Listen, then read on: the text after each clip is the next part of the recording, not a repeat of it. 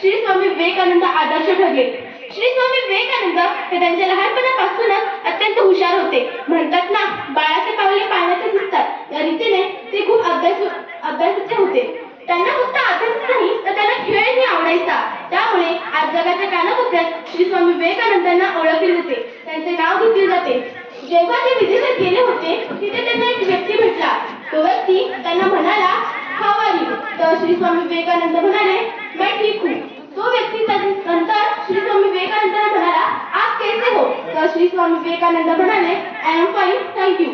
तो व्यक्ती थोडा विचारात पडला. त्याने विचार केले आणि तो म्हणाला, जेव्हा मी माझ्या मातृभाषेत तुम्हाला प्रश्न विचारले तेव्हा तुम्ही तुमच्या मातृभाषेत मला उत्तर केले, तर जेव्हा मी तुमच्या मातृभाषेत तुम्हाला प्रश्न विचारले तेव्हा तुम्ही माझ्या मातृभाषेत मला उत्तर दिले, असे का बरं? तर स्वामी विवेकानंद म्हणाले, जेव्हा तुम्ही माझ्या मातृभाषेचा मान केला तेव्हा मी तुमच्या मातृभाषेचा मान केला. यातूनच आपल्याला कळते की त्यांचे विचार कसे होते.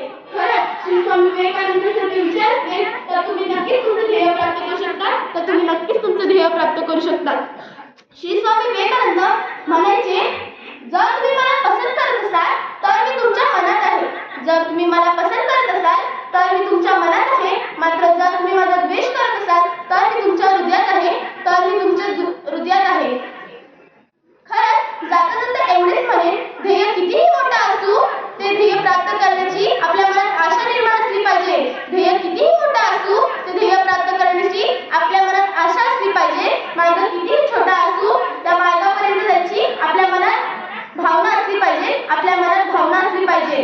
जेव्हा श्री स्वामी विवेकानंद परीक्षा देत होते तेव्हा त्यांचा पूर्ण पेपर झाला होता आणि त्यांनी त्यांच्या शिक्षकांकडे ते दिले. मात्र ते शिक्षक हे इंग्रजी विषयाचे होते. त्यांनी त्या पुरवणीच्या खाली लिहिले इडियट. नंतर मग श्री स्वामी विवेकानंदांना त्यांचा पेपर दिला आणि तेव्हा श्री स्वामी विवेकानंदांना म्हणाले, हे घे तुझा पेपर, काय लिहिले आहेस तू पेपरामध्ये? तर श्री स्वामी विवेकानंद म्हणाले, मी मात्र पेपर नीट लिहिला आहे. आता तुम्हाला माहितीये का, तुम्ही तर खाली तुमचं नाव लिहिलं आहे, मात्र मला माझे मार्क नाही लिहिले. इडियट हे नाव आहे ना. मग श्री स्वामी विवेकानंद हसले. यातून आपल्याला कळते की आपण जरी कमजोर असू तरी आपला मान राखण्याचा आपल्याला आशा असली पाहिजे. शेवटी जाता एवढेच म्हणेन की श्री स्वामी विवेकानंदांसारखे विचार असले पाहिजे. श्री स्वामी विवेकानंदांसारखे विचार असले पाहिजे. आपण नक्कीच आपलं ध्येय प्राप्त करू शकतो. आपण नक्कीच आपलं ध्येय प्राप्त करू शकतो. धन्यवाद. जय हिंद, जय महाराष्ट्र, जय भीम. आवडते आहे ज्याने सिद्ध केलं तेच म्हणजे श्री स्वामी विवेकानंद. त्यांनी आपल्या वयात असताना भगवी वस्त्र परिधान करून स्वराज्याचा त्याग केला. कारण त्यांनी आपला पूर्ण देश फिरले. कारण त्यांना जाणून घ्यायचं होतं की आपल्या देशाची समृद्धी, आपल्या देशाची संस्कृती काय आहे. नंतर ते आले कन्याकुमारी टोक्यावर उभे राहिले. समोर उभे राहिले, त्याच्या समोर एक फेसाळत असं खूप मोठंसं सागर होतं. त्या सागराच्या पलीकडे एक खडक होतं.